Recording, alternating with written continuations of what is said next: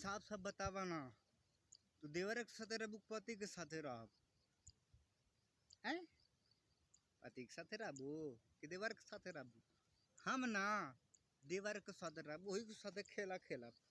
खेलबा लोग हमारे वीडियो देखा ना, सपोर्ट करा हमारे डांस चैनल के, आगे बढ़ावा और सबे सपोर्ट करा आके हमें और आगे बढ़ावा आप सबके। फिर हम ऐसे खुश करत रहब, आप सबके इंटरटेनमेंट करत रहब। आप सब मेहरबानी करा एक गरीब के आगे बढ़ावा। आप सब देखल करा हमरो एक छोटा कलाकार रही, तो आप सब सपोर्ट करा। हाँ, आप सबसे और बात बतावल चाहता थी कि हमार 1500 हो गए बटन सब्सक्राइबर आप सबकी मेहरबानी से। आप सब ऐसा प्यार दुलार अपन बनाए रही ये सुलंदर राज पे, ताकि हम आप सबके बहुत खुश कर सकी, इंटरटेनमेंट कर सकी। आप सब प्यार दुलार अपन बनौले रहिए। चलत हनी हम फिर नेक्स्ट वीडियो में आप सबसे मिला तानी, अपन वीडियो शुरू करके दिखावा तानी। हमारे वीडियो रवा लोगन देखिए और पसंद करी, मस्त एंजॉय लें। चलिए आप सबको जय भीम, नमो बुद्धाय।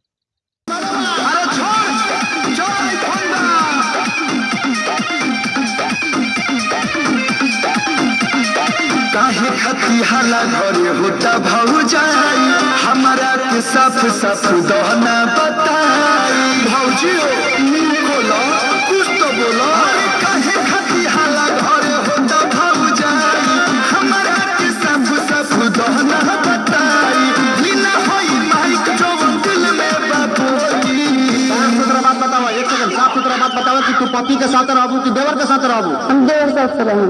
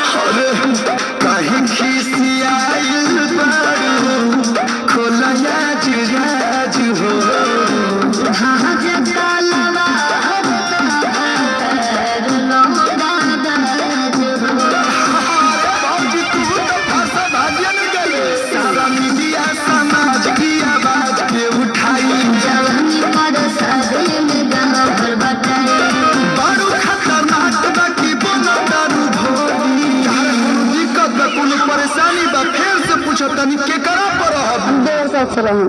ना मनबू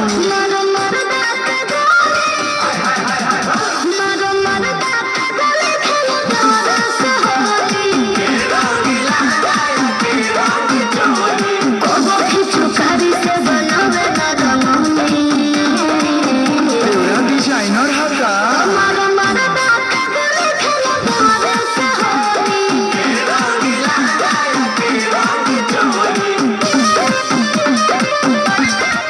सब बतावा ना कि देवर के साथ रहबू कि पति के साथ रहबू? हम पति के साथ रहब।